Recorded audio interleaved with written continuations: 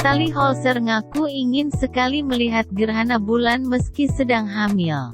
Mengetahui adanya gerhana bulan, Sule pun bergegas mencari istrinya, Natalie Holzer yang diketahui sedang hamil.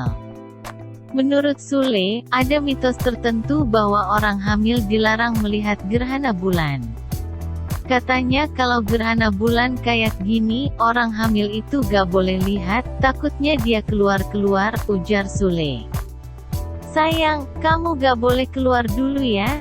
Kata orang tua dulu kalau gerhana bulan kayak gini, orang hamil gak boleh keluar rumah, tegas Sule lagi. Tak ingin Natalie Holzer rewel.